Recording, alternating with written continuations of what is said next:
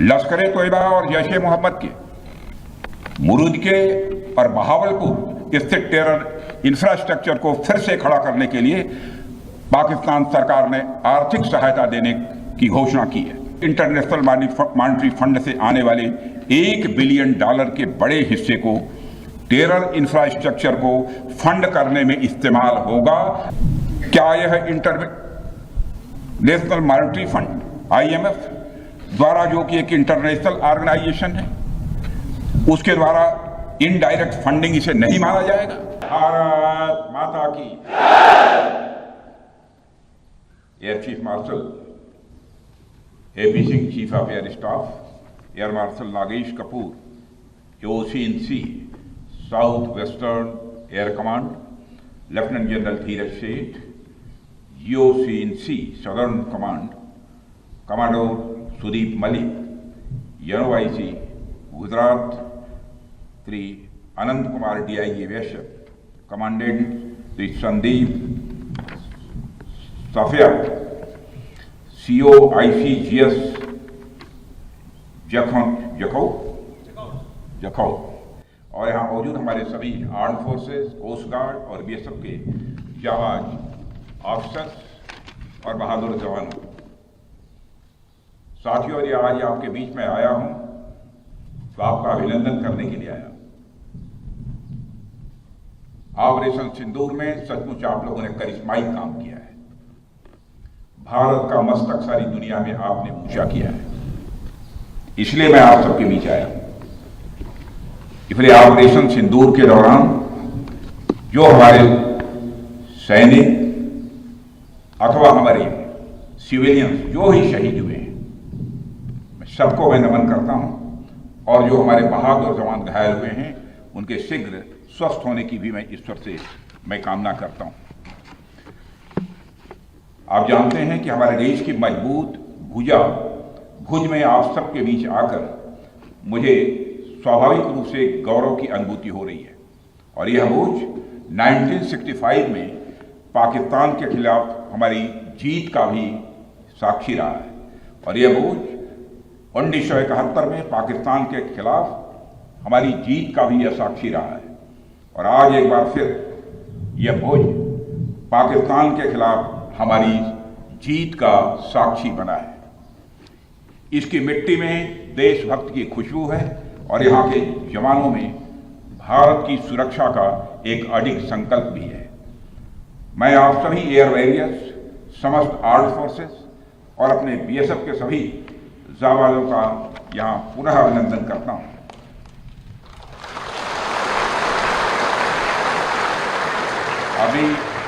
साथियों, अभी कल ही मैं श्रीनगर में सेना के अपने वीर जवानों से मिलकर लौटा हूँ, और आज मुझे आपके बीच आने का यहाँ अवसर मिला है। कल मैं भारत के उत्तरी भाग में जवानों से मिला हूँ, और आज मैं भारत के पश्चिमी भाग में अपने एयर वॉरियर्स और अन्य जवानों से भी यहाँ मिल रहा हूँ। दोनों ही फ्रंट्स पर हाई एनर्जी और हाई जोश देखकर सच्चाई है कि मैं स्वयं को अपने को उत्साहित महसूस कर रहा हूँ, और आश्वस्त हूँ कि भारत की सीमाएं आप सभी के मजबूत भुजाओं से पूरी तरह से सुरक्षित है। ऑपरेशन सिंदूर, और मैं बताना चाहता हूं ऑपरेशन सिंदूर नाम किसने दिया? ऑपरेशन सिंदूर का नाम हमारे देश के यशस्वी प्रधानमंत्री आदरणीय नरेंद्र मोदी ने दिया, जो इसी जापान की धरती, इसी गुजरात की धरती पर गुजराती मां को और ऑपरेशन सिंदूर के दौरान जो कुछ भी आपने किया है, समस्त हिंदुस्तानियों को, चाहे वो भारत के रहने वाले हों अथवा दुनिया के दूसरे देशों में रहने वाले हों, सभी गौरवान्वित हुए हैं। भारतीय वायुसेना के लिए सिर्फ 23 मिनट यह काफी थे पाकिस्तान की सरजमी पर पल रहे आतंक के अजगर को कुचलने के लिए, और वह आपने करके दिखाया है।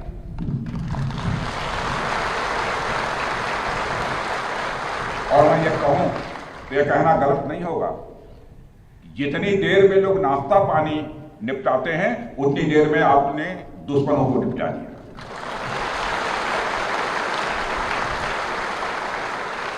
आपने दुश्मनों की जमीन पर जाकर आपने मिसाइलें गिराई है, उसकी गूंज केवल भारत की सीमाओं तक ही सीमित नहीं रही है, बल्कि सारी दुनिया ने सुना है मेरे दोस्तों, सारी दुनिया ने सुना। और वास्तव में वह गूंज सिर्फ मिसाइल्स की ही नहीं थी, वह गूंज थी आपके शौर्य की और भारत के सेना के जवानों के पराक्रम की। ऑपरेशन सिंदूर में भारतीय वायुसेना ने जो प्रभावी भूमिका निभाई है, उसकी सराहना इस देश में ही नहीं बल्कि दुनिया के दूसरे देशों में भी हो रही है। आपके इस ऑपरेशन में न केवल दुश्मनों को डोमिनेट किया है आपने, बल्कि उन्हें डेसिमेट करने में भी कामयाबी हासिल की है।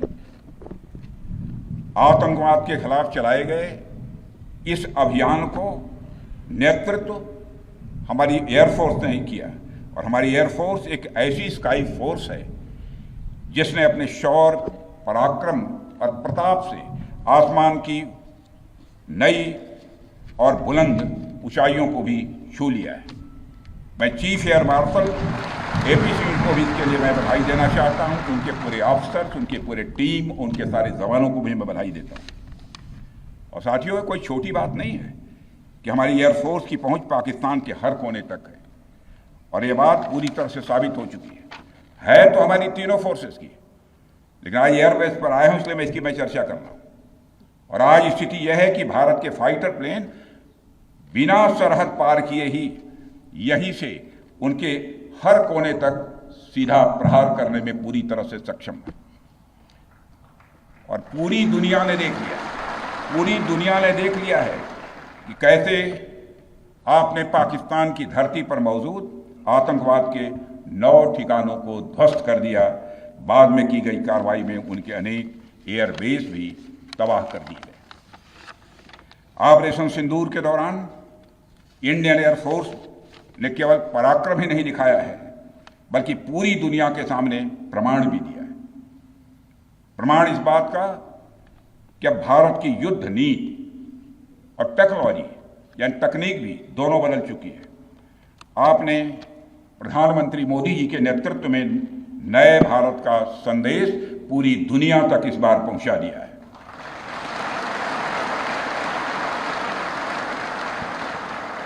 और साथियों, यह संदेश है कि अब भारत केवल विदेशों से इंपोर्ट किए गए हथियारों और प्लेटफॉर्म्स पर ही निर्भर नहीं है, बल्कि भारत में बने अस्त्र और शस्त्र भी हमारी सैन्य शक्ति का अब हिस्सा बन चुके हैं। अब भारत में बने और भारतीय हथियारों से बने हथियार भी अचूक और अभेद्य हैं। यह पूरे विश्व ने देख लिया है।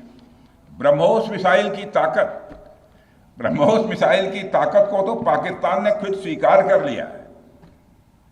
हमारे देश में एक कहावत काफी पुरानी है और वह है दिन में तारे दिखना।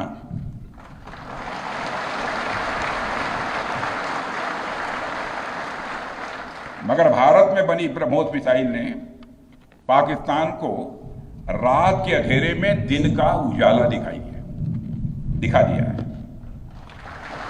रात के अंधेरे में दिन का उजाला दिखा दिया है। भारत के जिस एयर डिफेंस सिस्टम की तारीफ हर तरफ हो रही है, उसमें डीआरडीओ द्वारा बनाए गए आकाश और अन्य राडार सिस्टम की जबरदस्त भूमिका रही है। साथियों, कई स्थानों पर हमारे नागरिक दुश्मन के ड्रोन आते देख भाग नहीं रहे थे, बल्कि हमारे एयर डिफेंस सिस्टम के हाथों उनको मार गिराने की वीडियो बना रहे थे।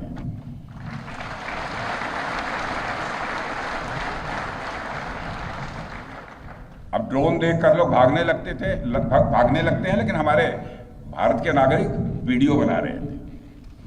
साथियों, आपने पाकिस्तान में मौजूद टेरर इंफ्रास्ट्रक्चर के खिलाफ प्रभावी कार्रवाई की है, मगर पाकिस्तान फिर से इस कोशिश में लग गया है कि ध्वस्त हुए आतंकी ढांचे को फिर से खड़ा किया जाए।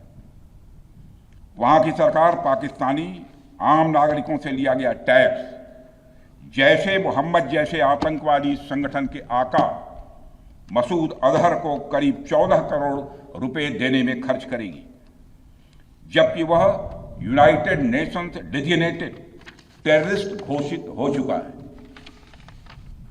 इतना ही नहीं, लश्कर-ए-तोयबा और जैश-ए-मोहम्मद के मुरूद के और बहावलपुर स्थित टेरर इंफ्रास्ट्रक्चर को फिर से खड़ा करने के लिए पाकिस्तान सरकार ने आर्थिक सहायता देने की घोषणा की है। लेकिन निश्चित रूप से इंटरनेशनल मॉनेटरी फंड से आने वाले $1 बिलियन के बड़े हिस्से को टेरर इंफ्रास्ट्रक्चर को फंड करने में इस्तेमाल होगा, ऐसा मेरा मानना है। क्या यह इंटरनेशनल मॉनेटरी फंड IMF द्वारा, जो कि एक इंटरनेशनल ऑर्गेनाइजेशन है, उसके द्वारा इनडायरेक्ट फंडिंग इसे नहीं माना जाएगा? मैं दुनिया के लोगों के सामने यह सवाल रखना चाहता हूं। इसलिए मैं मानता हूं कि आज के समय में पाकिस्तान को किसी भी तरह की आर्थिक सहायता टेरर फंडिंग से कम नहीं है। भारत यही चाहेगा कि IMF पाकिस्तान को अपनी $1 बिलियन की असिस्टेंस पर वह पुनर्विचार करे और आगे भी किसी भी तरह की सहायता देने से IMF परहेज करे। भारत नहीं चाहता जो फंडिंग हम IMF को करते हैं वह डायरेक्ट या इनडायरेक्ट किसी भी तरीके से पाकिस्तान या किसी भी देश में टेरर इंफ्रास्ट्रक्चर को बनाने में वह इस्तेमाल की जाए। हम नहीं चाहते। साथियों, अब यह स्पष्ट हो गया है कि पाकिस्तान में आतंकवाद और वहां की सरकार का चोली दामन का संबंध है। स्टेट और नॉन स्टेट एक्टर के बीच का नकाब अब पूरी तरह से उतर चुका है। अतः इस परिस्थिति में यदि वहां परमाणु अस्त्र, एटॉमिक वेपन रहते हैं तो इस बात की संभावनाओं को भविष्य में नकारा नहीं जा सकता कि कभी वो आतंकवादी तत्वों के हाथों में चले जाएं। ये सिर्फ भारत के लिए नहीं बल्कि पूरी दुनिया के लिए और पाकिस्तान की आम जनता के लिए भी एक गंभीर खतरे की बात होगी। सारे विश्व और खासकर पाकिस्तान की आवाम को यह समझना होगा कि वो कितने बड़े खतरे के मुकाम पर बैठे हैं। वो एक ऐसे बारूद की ढेर पर बैठे हैं जिसके चारों तरफ माचिसों आपस में लड़ते हुए लोग हैं। इस हालात के लिए पाकिस्तान की फौज को संदेश देना चाहूंगा, कागज का है लिबास, चिरागों का शहर है, चलना संभल संभल के क्योंकि तुम नशे में हो।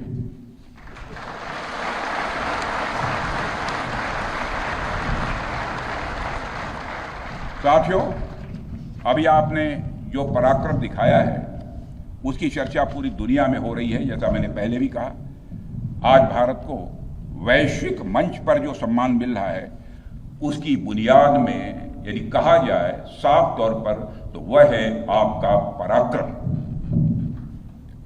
और यही कारण है कि भारत का बच्चा बच्चा आपको अपना आइडल मानता है, बच्चा बच्चा आपको अपना आदर्श मानता है।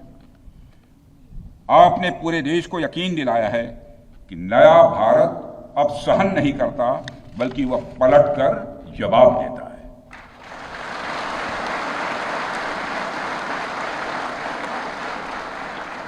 मैं चाहे जितना कुछ भी बोलूं, लेकिन मेरे शब्द आपके कार्य को मापने में असमर्थ होंगे। मैं कृतज्ञ राष्ट्र की ओर से आप सबके प्रति पुनः आभार व्यक्त करता हूं। साथियों, अब आतंकवाद के विरुद्ध लड़ाई केवल सुरक्षा का विषय नहीं बल्कि नेशनल डिफेंस डॉक्ट्रिन का यह हिस्सा बन चुकी है। हम आपके साथ मिलकर इस प्रॉक्सी और हाइब्रिड वॉरफेयर को जड़ से समाप्त करेंगे। रक्षा मंत्री होने के नाते यह संकल्प मैं दोहराना चाहता हूं।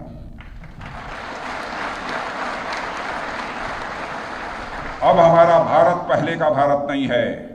प्रधानमंत्री के नेतृत्व का यह नया भारत का जन्म हो चुका है। मेरे बहनों भाइयों,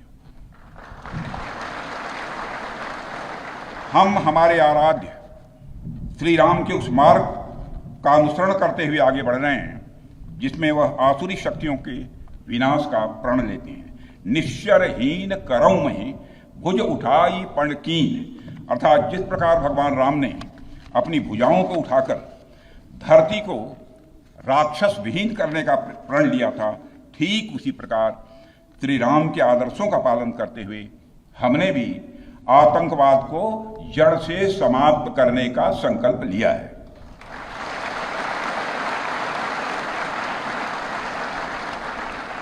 साथियों, प्रधानमंत्री मोदी जी के नेतृत्व में हमारी सरकार आने के बाद सैन्य मामलों को लेकर भारत की सोच और सामर्थ्य दोनों में अभूतपूर्व बदलाव आया है। हम भगवान राम के उस सिद्धांत का पालन करते हैं, सठ संग विनय, कुटिल संग प्रीति, सहज कृपण संग सुंदर नीति, अर्थात दुष्ट के साथ विनम्रता, कुटिल के साथ सदाशयता और कंजूस के साथ उदारता का आचरण कभी भी नहीं करना चाहिए। मैं आप लोगों को भी बता रहा हूं, बल्कि सठे साठ्यम समाचरित या टिट फॉर टैट।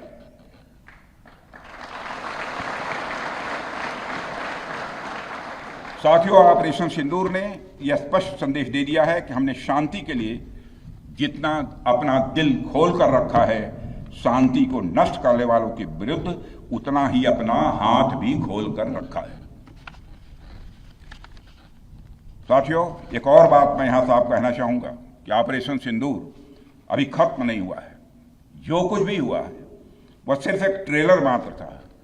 अब समय आएगा, जब भी सही समय आएगा, तो हम पूरी पिक्चर भी दुनिया को दिखाएंगे।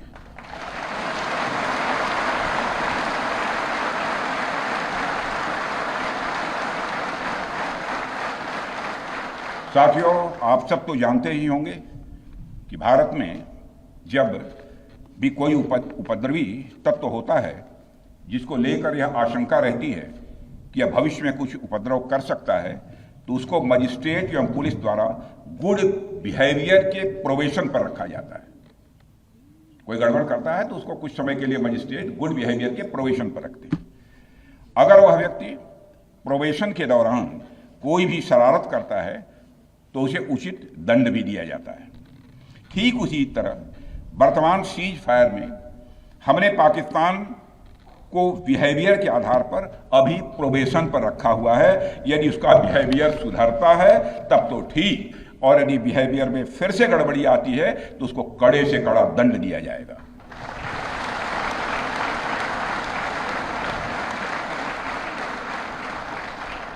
मैं फिर से इसे दोहराना चाहता हूं, अभी भारत ने पाकिस्तान को प्रोबेशन पर रखा है। वैसे भी माननीय प्रधानमंत्री ने हाल ही में एक बात बहुत साफ कही है कि आतंक प्रहार अब न्यू नॉर्मल है, यह न्यू इंडिया का न्यू नॉर्मल है। अब हमने साफ कर दिया है कि हमारी संप्रभुता को यदि कोई नुकसान पहुंचाएगा तो अब प्रहार भी झेलेगा। आतंकवाद का हम लाउडर और स्ट्रांगर जवाब देने के लिए तैयार हैं। साथियों, मैं जब देश के अलग अलग हिस्सों में जाता हूं तो एक बात हर जगह सुनने को मिलती है कि हमें हमारी सेनाओं पर गर्व है, और क्यों न हो। आप सबने अपने पराक्रम से, अपने शौर्य से पूरे देश के दिल में एक अपनी खास जगह बनाई है। लेकिन क्या सिर्फ गर्व और सम्मान ही काफी है? मेरा मानना है कि नहीं। साथियों, कुछ साल पहले हम दुनिया से हथियार खरीदते थे, आज हम खुद बना रहे हैं बहुत सारे हथियार। कुछ लेते भी हैं, artillery systems, radar systems, missile shields, drones और काउंटर ड्रोन्स जैसे साजो सामान आज हम भारत में ही मैन्युफैक्चर कर रहे हैं। हम इंपोर्टर से एक्सपोर्टर बन रहे हैं, और यह केवल शुरुआत भी है, केवल शुरुआत भर है। मैं आप सबको एक बार फिर ऑपरेशन सिंदूर की सफलता पर तहे दिल बधाई देता हूं, और मैं बस इतना कहूंगा कि आपके पराक्रम ने यह दिखा दिया है कि यह वो सिंदूर है, यह वो सिंदूर है जो श्रृंगार का नहीं बल्कि शौर्य का प्रतीक है। यह वह सिंदूर है जो सौंदर्य का नहीं बल्कि संकल्प का प्रतीक है। यह सिंदूर खतरे की वह लाल लकीर है, यह सिंदूर खतरे की वह लाल लकीर है जो भारत ने अब आतंकवाद के माथे पर खींच दी है। मैं इस अवसर पर साथियों आप सभी के साथ साथ देश की जनता का भी आभार प्रकट करता हूं। भारत की जनता ने एकजुटता और समझदारी का परिचय देते हुए आप सभी का, सरकार का, यानी पूरे देश का सहयोग किया है। इस लड़ाई में न केवल सरकार, आर्म्ड फोर्सेस और सुरक्षा बल, सभी नागरिक एकजुट थे और मैं कह सकता हूं कि भारत का हर नागरिक इसमें सिपाही की तरह भागीदार था। मैं देश की उन माताओं को भी प्रणाम करना चाहता हूं जिनकी कोख से आप जैसे बहादुरों ने जन्म लिया है।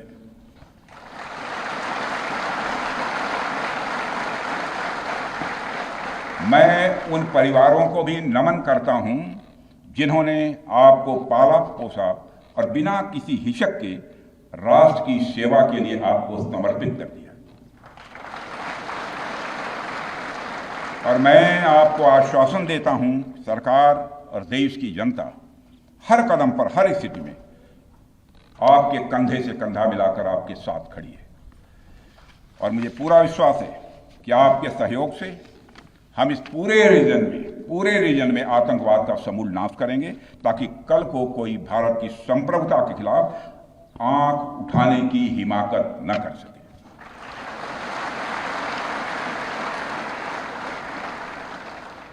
साथियों, मैं कहना चाहूंगा कि भारत की सेना जो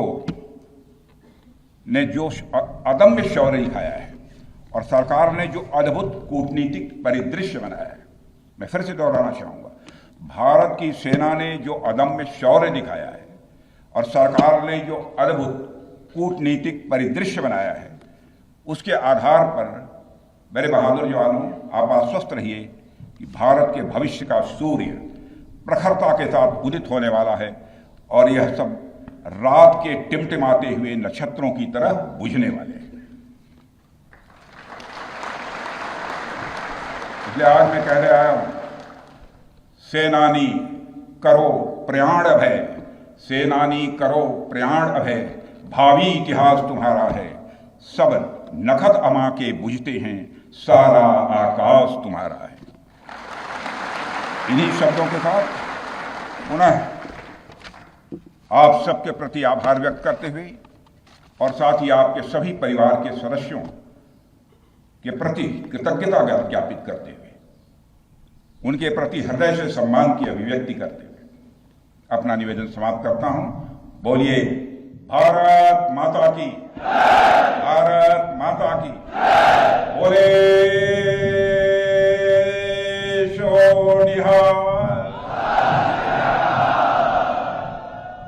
और तेज बोले सोनिहार। भारत माता की। धन्यवाद। Subscribe to One India and never miss an update.